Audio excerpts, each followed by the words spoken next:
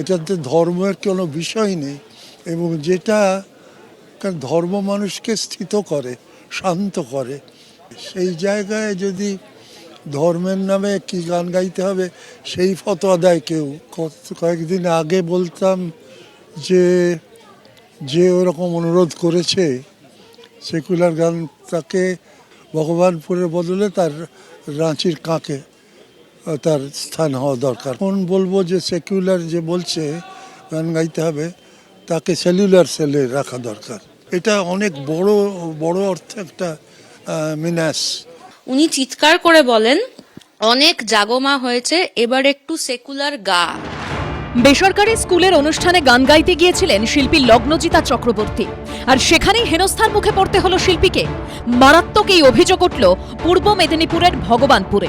শনিবার সেখানকার south Point Public স্কুলের বার্ষিক অনুষ্ঠানে গান গাইছিলেন শিল্পী লগ্নজিতা চক্রবর্তী। তার অভিযোগ, জাগমা গানটি গাওয়ার পর দর্শক আসন থেকে মেহবুব মল্লিক নামে এক ব্যক্তি উঠে আসেন মঞ্চে। তিনি লগ্নজিতাকে মারধর করতে পর্যন্ত উদ্যত হন।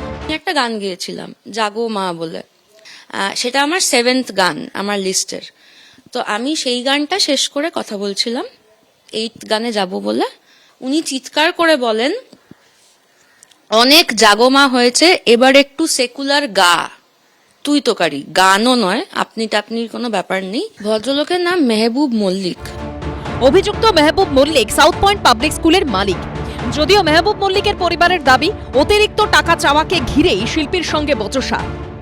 উনি টাইম দিয়েছিলেন 4টায়, তো আমরা শীতের কারণে ওটা দেরি হয়ে গেছিল, 6:30 বেজে গেছিল। উনি এটাতে খুব রেগে যান, দিয়ে এক্সট্রা টাকার জন্য ডিমান্ড করেন। আমরা ওতে রাজি হইনি। আর উনি যে গানটা গেয়েছিলেন, তো ওই গানটাকে বলা হয়েছিল যে আপনি আরেকটা অন্য যে কোনো সেকুলার গান গান। যে কোনো শিল্পী বাড়ি থেকে বেরোন পুরো পেমেন্ট হয়ে যাওয়ার পরে। আমরাও তাই করেছি, আমাদের কালকে সকালে পুরো পেমেন্ট হয়েছে, তারপরে আমরা বেরিয়েছি। এই ঘটনার পর ভগবানপুর থানায় অভিযোগ দায়ের করেন শিল্পী। আমি থানায় গিয়ে জানিয়েছি যে এটা আমার সাথে হয়েছে। তখন আমাকে থানা থেকে বলেছেন যে আপনি জেনারেল ডায়েরি করুন। আমি জেনারেল ডায়েরি করেছি। তো এটা ওনাদেরই বিচার্য যে এফআইআর কেন হয়নি। এই অভিযোগ সামনে আসতেই শোরগোল পড়েছে। গ্রেপ্তার করা হয়েছে অভিযুক্ত স্কুল মালিক মেহবুব মল্লিককে। ভগবানপুর থানার ওসি শাহেনশাহ হকের বিরুদ্ধেও বিভাগীয় তদন্তের নির্দেশ দেওয়া হয়েছে।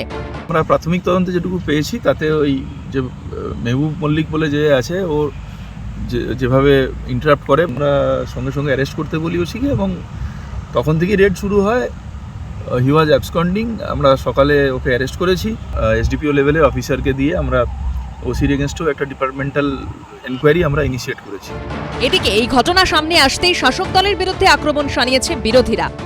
তৃণমূল নেতা মেহবুব মল্লিক বেসিক্যালি চুলের চোরাচালানকারী। চীনে জেল খেটেছেন 5-7 দিন। গতকাল রাত্রে মঞ্চে উঠে লগ্নজিতা চক্রবর্তীকে এই গান বন্ধ করতে বলেন কেন, এবং তারপর তাকে মারধর করার চেষ্টা করা হয়, অ্যাসল্ট করবার চেষ্টা করা হয়, তাকে আঘাত করবার চেষ্টা করা হয়। আর বাংলা কত অন্যায়, অত্যাচার, অপমান সহ্য করবে আমার জানা নাই।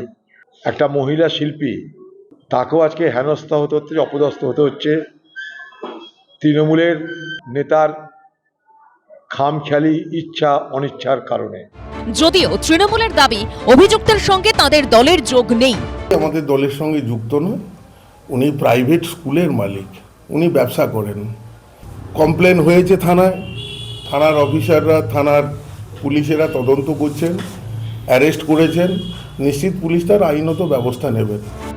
সব মিলিয়ে এই ঘটনাকে ঘিরে বিতর্ক তুঙ্গে উঠেছে। অরিত্রিক ভট্টাচার্য, ঋত্বিক প্রধান ও বিটন চক্রবর্তীর রিপোর্ট, এবিপি আনন্দ। এবিপি আনন্দ, এগিয়ে থাকে, এগিয়ে রাখে।